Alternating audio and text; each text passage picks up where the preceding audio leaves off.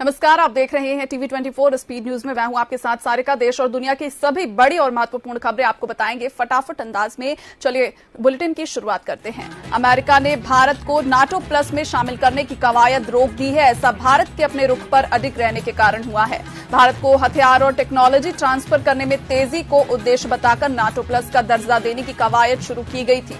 अमेरिकी संसद की सिलेक्ट कमेटी ने हाल ही में भारत को नाटो प्लस का दर्जा देने की सिफारिश की थी, लेकिन भारत ने स्पष्ट संकेत दिया कि वह नाटो प्लस में शामिल नहीं होना चाहता है। इसके बाद सोमवार को अमेरिकी निचले सदन प्रतिनिधि सभा में संशोधित प्रस्ताव रखा गया। इसमें भारत को नाटो प्लस का दर्जा देने का कोई उल्लेख नहीं किया गया।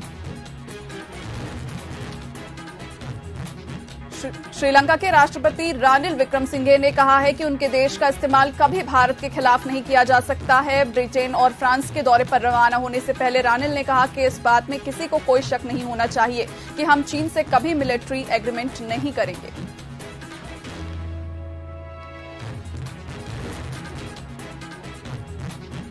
रूस में 23 मई को हुई बगावत के बारे में अमेरिका को कई हफ्ते पहले से जानकारी थी। यह दावा अमेरिकी न्यूज चैनल CNN की एक रिपोर्ट में किया गया है।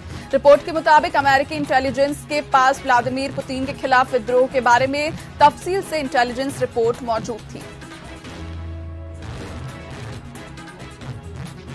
अमेरिका ने साफ कर दिया है कि प्रधानमंत्री मोदी की अमेरिका यात्रा के दौरान प्रेसिडेंट बाइडेन के साथ जो साझा बयान जारी किया गया था उसमें कुछ भी गलत नहीं था। मोदी बाइडेन के साझा बयान में पाकिस्तान को आतंकवाद रोकने की नसीहत दी गई थी। All India Muslim personal law board और जमीयत उलेमाए हिंद ने यूनिफॉर्म सिविल कोड पर पीएम नरेंद्र मोदी की टिप्पणी पर आपत्ति जताई है। 27 जून को प्रधानमंत्री नरेंद्र मोदी ने भोपाल में कहा था कि यूनिफॉर्म सिविल कोड पर लोगों को भड़काया जा रहा है। बीजेपी यह भ्रम दूर करेगी। एक घर दो कानूनों से नहीं चल सकता है। मुस्लिम बोर्ड ने कहा, पूरे देश के लिए एक समान कानून बनाना संविधान के खिलाफ है। सभी को अपने धर्म और संस्कृति का पालन करने का अधिकार है।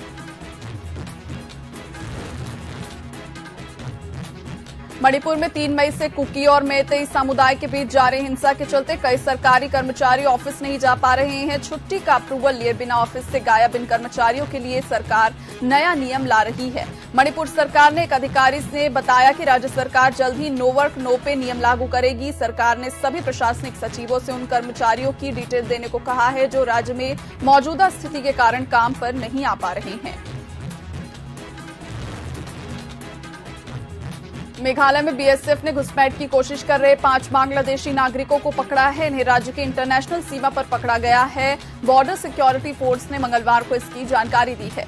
पूछताछ में बांग्लादेश नागरिकों ने बताया कि वे भारत में बसने के लिए घुसपैठ कर रहे थे।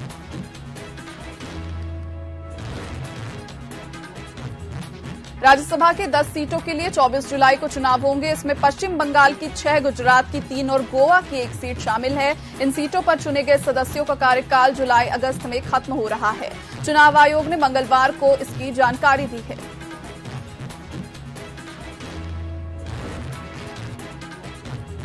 कांग्रेस नेता राहुल गांधी ने दिल्ली के एक गैरेज में पहुंचकर वहां के मैकेनिक्स के साथ काम किया। राहुल ने मंगलवार रात करीब 9:30 बजे अपने इंस्टाग्राम अकाउंट पर 6 फोटो पोस्ट करके इसकी जानकारी दी है।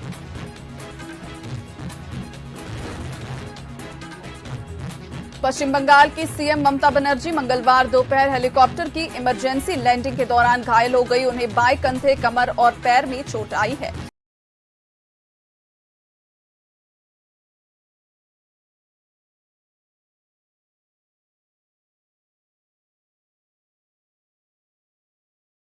इलाज के लिए उन्हें सीएजी इसकी जांच शुरू करेगा। भारत के नियंत्रक और महालेखा परीक्षक दिल्ली के मुख्यमंत्री केजरीवाल के आवास के रिकंस्ट्रक्शन के दौरान हुई अनियमितताओं और उल्लंघनों की इंक्वायरी करेंगे।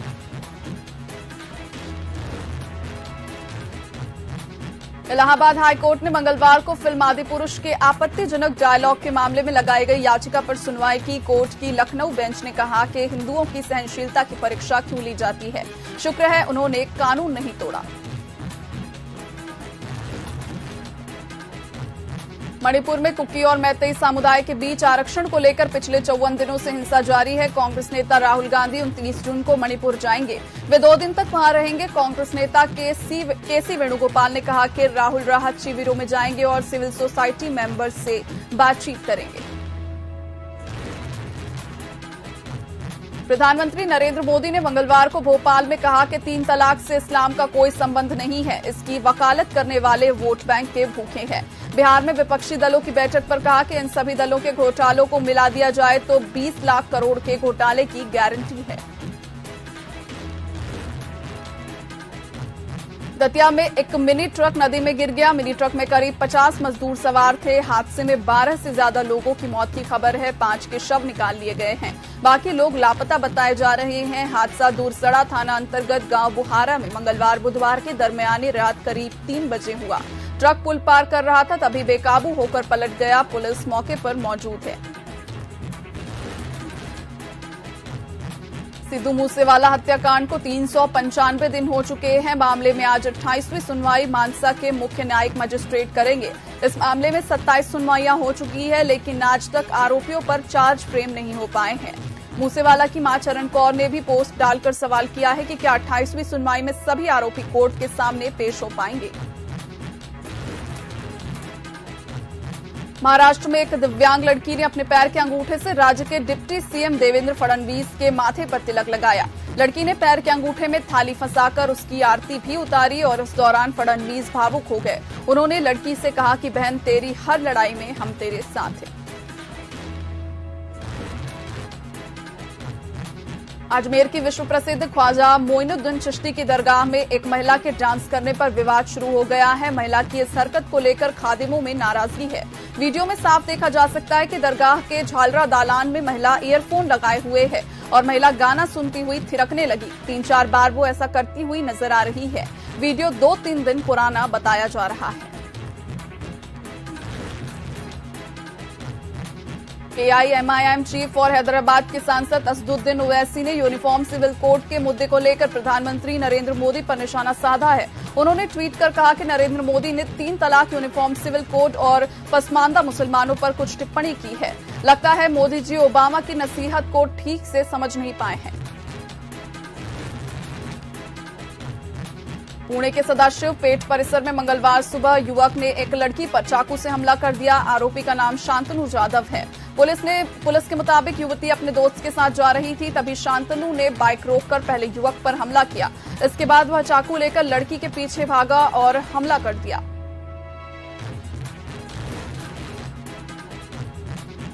दिल्ली के हर्ष विहार एरिया में 70 साल के बुजुर्ग से गन पॉइंट पर 1 लाख रुपए की लूट की घटना सामने आई। मीडिया रिपोर्ट्स के मुताबिक घटना 19 जून की रात की है, लेकिन इसका वीडियो अब सामने आया है। पुलिस ने मामला दर्ज कर जांच शुरू कर दी है।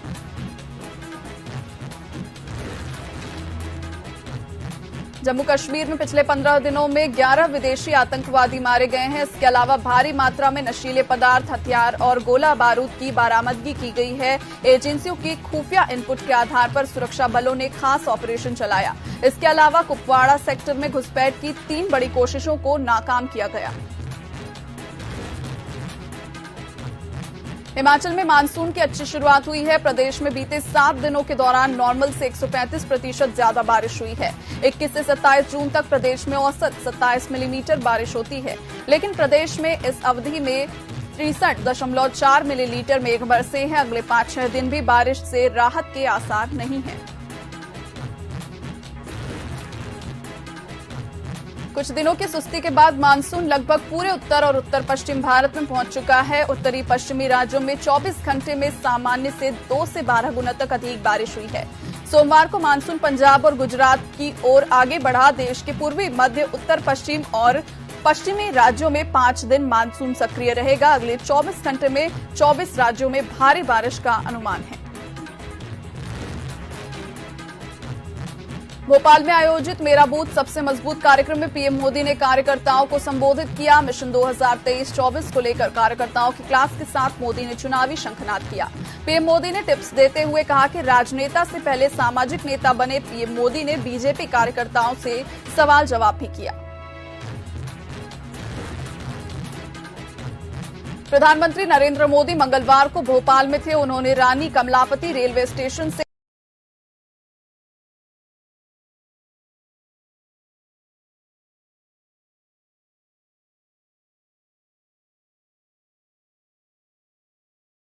देशपुर को हरी झंडी दिखाई। दतिया में एक मिनी ट्रक नदी में गिर गया। मिनी ट्रक में करीब 50 मजदूर सवार थे। हादसे में 12 से ज्यादा लोगों की मौत की खबर है। 5 के शवों को निकाल लिया गया है, जिसमें 3 शव बच्चों के हैं। बाकी लोग लापता बताए जा रहे हैं। हादसा दुरसड़ा थाना अंतर्गत ग्राम बुहारा में मंगलवार बुधवार के दरमियानी रात 3 बजे हुआ है।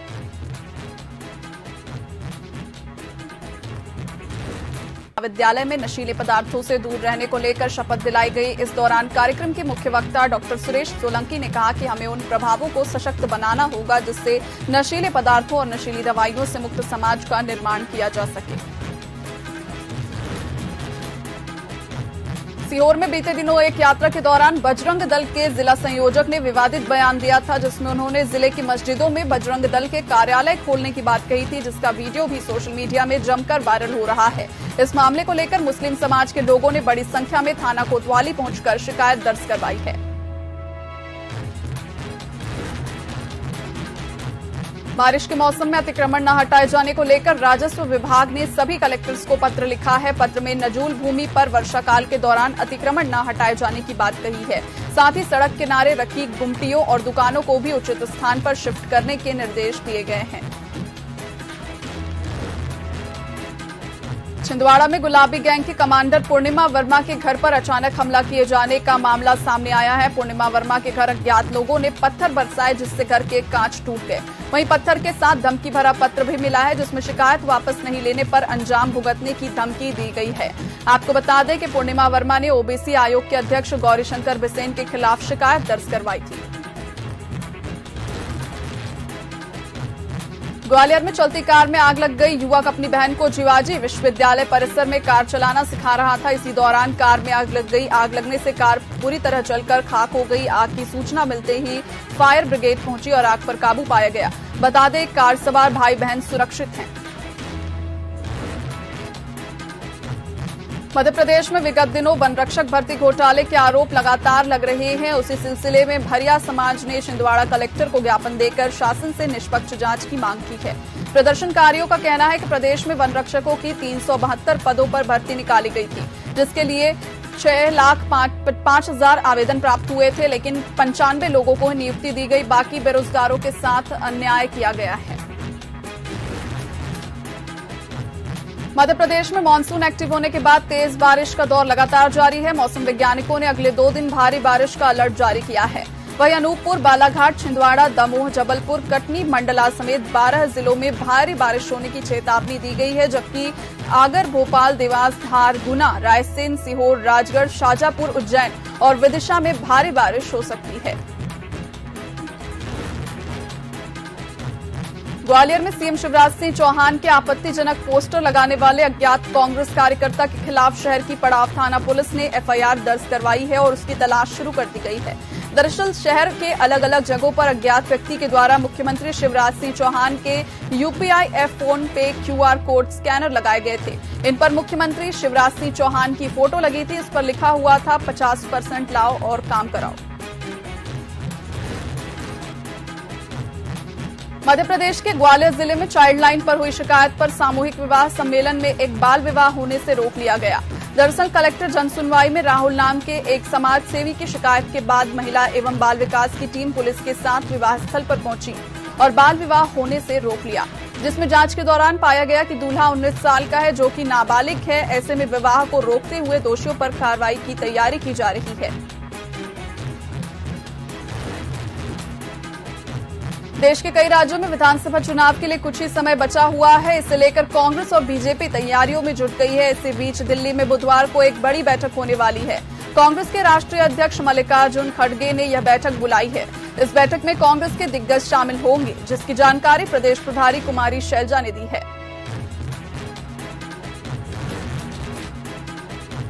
मुख्यमंत्री भूपेश बघेल की अध्यक्षता में राजधानी रायपुर स्थित न्यू सर्किट हाउस में यूनिफाइड कमांड की बैठक संपन्न हुई। इस बैठक में केंद्रीय एजेंसियों, मानसून में नक्सल ऑपरेशन, छत्तीसगढ़ पुलिस समन्वय और बजट समेत अन्य सुविधाओं और संसाधनों और चुनौतियों पर चर्चा की गई।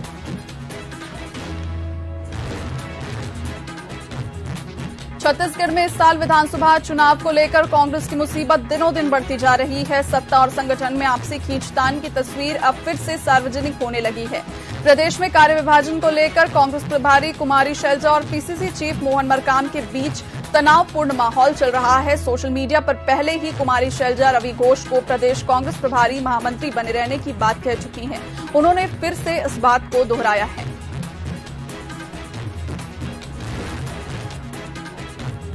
कवर्धा के यूथ क्लब भवन में मोदी सरकार के 9 साल पूरे होने पर भाजपा ने लोकसभा स्तरीय प्रबुद्ध जन सम्मेलन का आयोजन करवाया, जिसमें 8 विधानसभा क्षेत्र से भाजपा कार्यकर्ता शामिल हुए। सम्मेलन में पूर्व मुख्यमंत्री डॉक्टर रमन सिंह समेत सांसद संतोष पांडे और प्रबुद्ध सम्मेलन प्रदेश प्रभारी संजय श्रीवास्तव भी मौजूद रहे।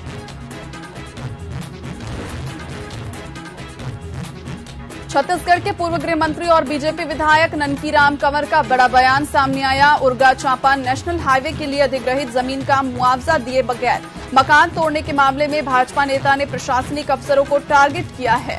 उन्होंने कहा कि अगर ठेकेदार का आदमी मेरे सामने आ जाए और बहस करे तो मैं बहुत लोगों को मार चुका हूं, किसी को नहीं छोड़ूंगा। ननकीराम यही नहीं रुके, उन्होंने साफ शब्दों में चेतावनी दी है कि गलत करने वालों को कलेक्टर छोड़ेंगे तो कलेक्टर भी मार खाएंगे। अंबिकापुर शहर के आत्मानंद इंग्लिश मीडियम स्कूल गद्दीपारा में शाला प्रवेश कार्यक्रम का आयोजन किया गया। इस अवसर पर सरगुजा संभाग की commissioner Shikha Rajput Tiwari, Surguja collector Kundan Kumar, school के प्राचार्य और शिक्षक समेत बच्चे शामिल हुए। धमतरी जिले के कुरुद ब्लॉक में 3 पंचायतों में सरपंच पद समेत 48 पंचों के लिए उपनिर्वाचन के तहत मतदान हुआ, जहां चुनाव को शांतिपूर्ण तरीके से संपन्न कराने के लिए शासन प्रशासन ने भी पूरी तैयारी कर रखी है, जिसके जरिए बारिश के बीच भी मतदान शांतिपूर्ण तरीके से संपन्न कराया गया। वहीं जिले में 2 दिनों से हो रही तेज बारिश के बाद भी मतदान प्रभावित नहीं हुआ। धमतरी के जागरूक युवा मंच के युवाओं ने सड़क के गड्ढों में बेशरम का पौधा लगाकर अनोखा प्रदर्शन किया, जहां शहर से होकर गुजरने वाली नेशनल हाईवे 30 समेत धमतरी आमदी मार्ग और सिहावा मार्ग में जगह जगह गड्ढे हो गए, जिससे आए दिन सड़क दुर्घटनाएं हो रही है। इसी क्रम में बरसात के पानी ने भी सड़कों की पोल खोल के रख दी है। वहीं युवा मंच के युवाओं ने सड़क की मरम्मत की मांग को लेकर शासन प्रशासन को चेतावनी देते हुए कहा कि अगर जल्दी शहर के सड़कों की मरम्मत नहीं की गई तो उग्र आंदोलन किए जाएंगे। कांग्रेसी कार्यकर्ता दुर्ग टोल प्लाजा के सामने नारेबाजी करते हुए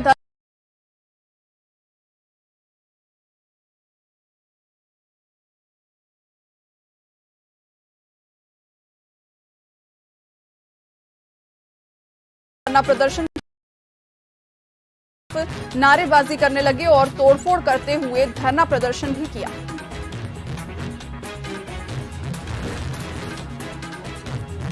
नशे के कारोबारियों पर दुर्ग पुलिस की बड़ी कार्रवाई हुई है। बता दें कि दुर्ग पुलिस से सूचना मिली कि 2 शराब तस्कर महंगी गाड़ियों में काली कांच की आड़ में धंधा कर रहे हैं। पुलिस ने कार्रवाई करते हुए 2 नामचीन शराब तस्करों को 2,04,000 कीमत के 30 पेटी देशी और अंग्रेजी अवैध शराब के साथ बरामद किया है। छत्तीसगढ़ के नक्सल प्रभावित सुकमा जिले में पुलिस को बड़ी सफलता हाथ लगी है। ग्राम थाना एर्राबोर के बोदा गुबाली के जंगल में पुलिस नक्सली मुठभेड़ के दौरान पुलिस ने 2 लाख के इनामी हार्डकोर नक्सली सोढ़ी दुला को मार गिराया। वहीं मौके से हथियार और आईडी विस्फोटक सामग्री बरामद की गई है। साथ ही अन्य नक्सलियों को घायल या मारे जाने की संभावना भी जताई जा रही है।